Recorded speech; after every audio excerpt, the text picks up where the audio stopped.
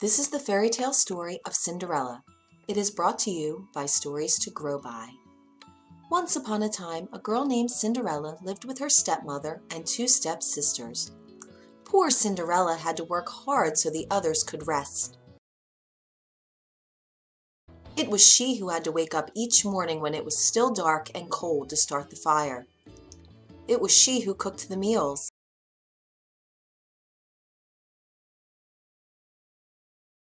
It was she who kept the fire going. The poor girl could not stay clean from all the ashes and cinders by the fire. "What a mess!" her two stepsisters laughed, and that is why they called her Cinderella. One day, big news came to town. The king and queen were going to have a ball. It was time for the prince to find a bride. All of the young ladies in the land were invited to come.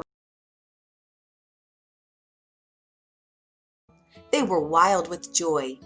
They would wear their most beautiful gown and fix their hair extra nice. Maybe the prince would like them. At Cinderella's house, she now had extra work to do. She had to make two brand new gowns for her stepsisters. "Faster!" shouted one stepsister. "You call that a dress?" screamed the other. "Oh dear," said Cinderella, "when can I—" The stepmother marched into the room. "When can you what?"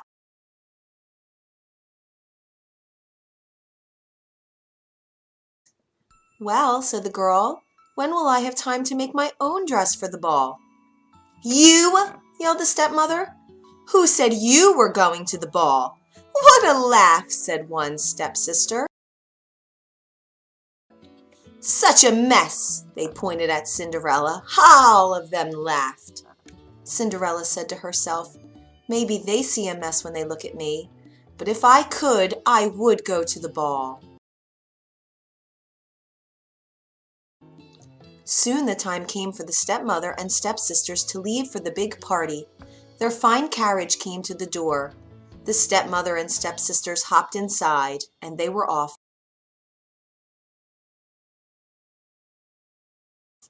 "Goodbye," called Cinderella. "Have a good time." But her stepmother and stepsisters did not turn to see her.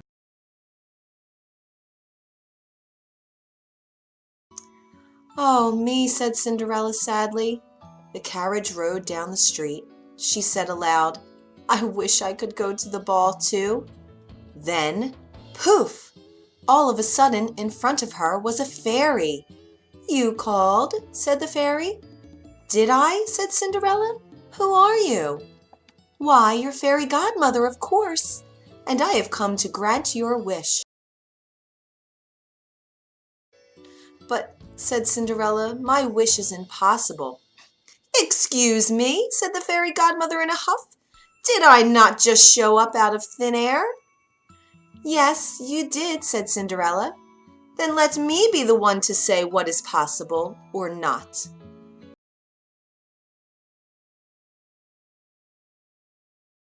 "Well, then I will tell you," said Cinderella.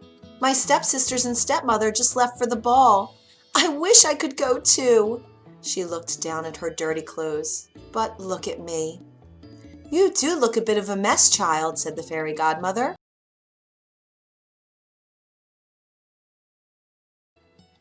"Even if I had something nice to wear, I would have no way to get there," she said. "Dear me, all of that is possible," said the fairy godmother. And with that, she tapped her wand on Cinderella's head. At once, Cinderella was all clean. She was dressed in a beautiful blue gown. Her hair was set up high on her head inside a golden band. "This is wonderful," said Cinderella.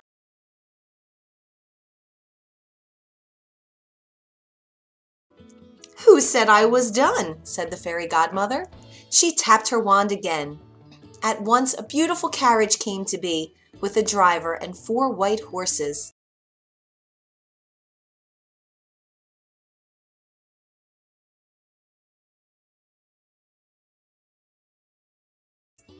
"Am I dreaming?" said Cinderella, looking around her.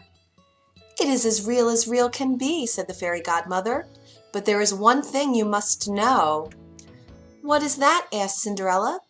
All of this will last only to midnight. At the stroke of midnight tonight, it will all be over. Everything will back to how it was before.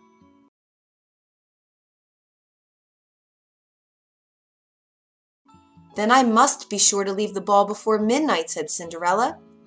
Good idea, said the fairy godmother. She stepped back. My work is done.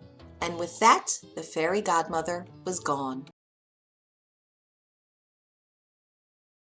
Then I must be sure to leave the ball before midnight. Cinderella looked around her. Did that even happen? But there she stood in a fine gown and with a golden band in her hair. And there were her driver and 4 horses before her, waiting.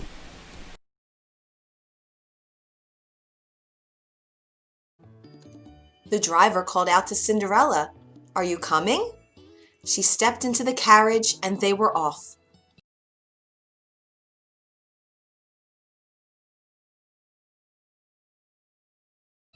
Over at the ball, the prince did not know what to think. "Why do you have that sad look on your face?" the queen said to her son. "Look around you. You could not ask for finer maidens than these."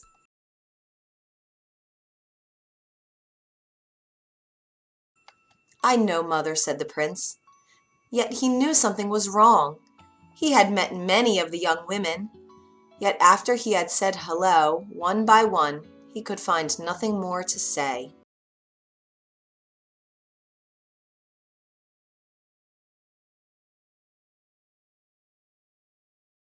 Someone pointed to the front door. "Look! Who is that?" All heads turned. Who was that lovely maiden stepping down the stairs? She held her head tall and looked as if she belonged, but no one knew her.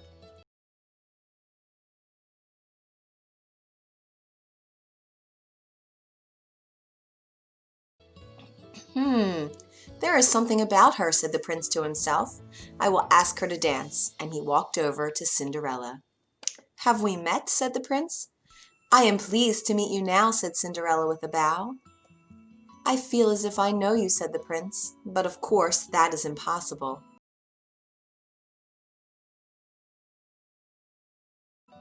"Many things are possible," said Cinderella, "if you wish it to be true." The prince felt a leap in his heart. He and Cinderella danced. When the song was over, they danced again.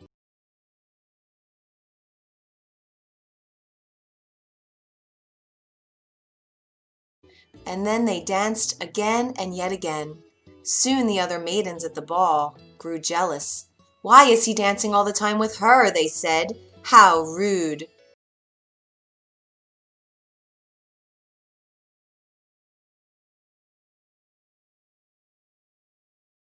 But all the prince could see was Cinderella. They laughed and talked and danced some more. In fact, they danced for so long that Cinderella did not see the clock. "Dong," said the clock. Cinderella looked up.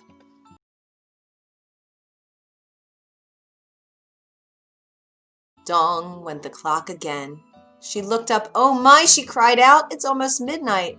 Dong rung the clock. "Why does that matter?" said the prince.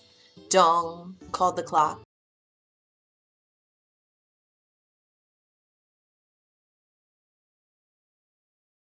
"I must go," said Cinderella. Dong went the clock again. "But we just met," said the prince. "Why leave so soon?" Dong rung the clock.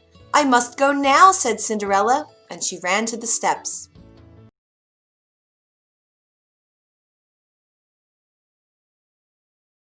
Dong, said the clock again. "I cannot hear you," said the prince. "The clock is too loud." Dong, rung the clock. "Goodbye," said Cinderella. Up, up the stairs she ran. Dong, went the clock. "Please, stop for a moment," said the prince. "Oh dear," she said as one glass slipper fell off her foot on the stair. But Cinderella kept running.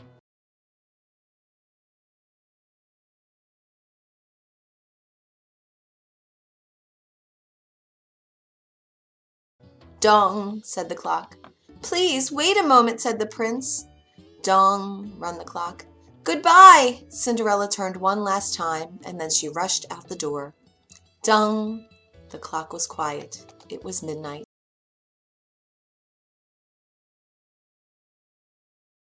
Wait! Called the prince.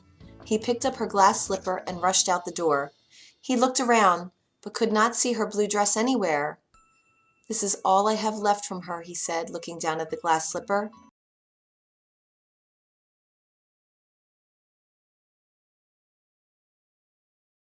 He saw that it was made in a special way, to fit a foot like none other.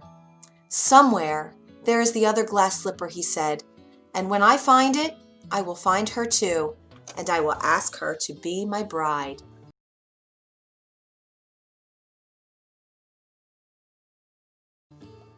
From hut to hut, from house to house went the prince. One young woman after another tried to fit her foot inside the glass slipper, but none could fit, and so the prince moved on.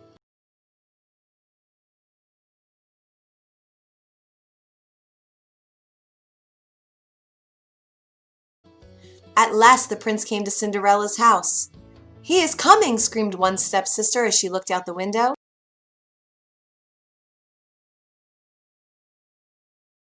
At the door, yelled the other stepsister. Quick, said the stepmother, get ready. One of you must be the one to fit your foot in that slipper, no matter what.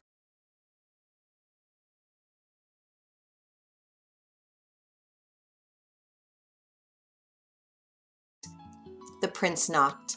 The stepmother flew open the door. Come in, she said. I have two lovely daughters for you to see.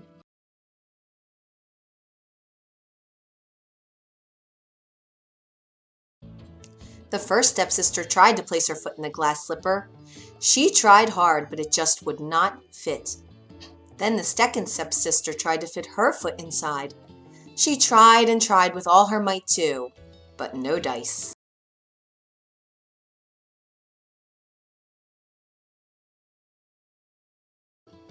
Are there no other young women in this house? Said the prince. None, said the stepmother. Then I must go, said the prince. Maybe there is one more, said Cinderella, stepping into the room.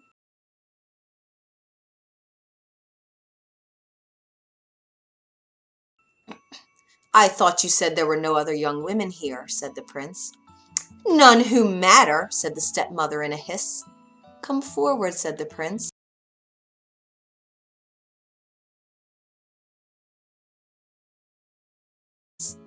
Cinderella stepped forward and sat before him.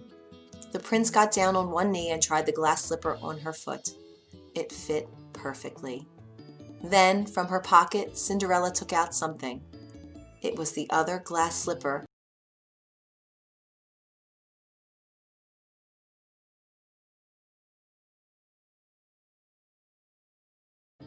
I knew it, he cried. You are the one. What? Shouted one stepsister. Not her, yelled the other stepsister. This cannot be, screamed the stepmother.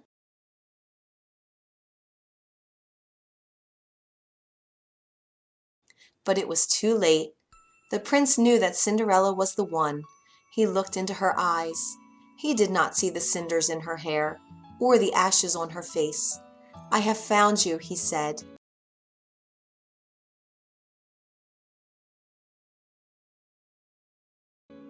And I have found you, said Cinderella. And so Cinderella and the prince were married, and they lived happily ever after. The end. If you enjoyed this story, you can find more at storiestogrowby.org.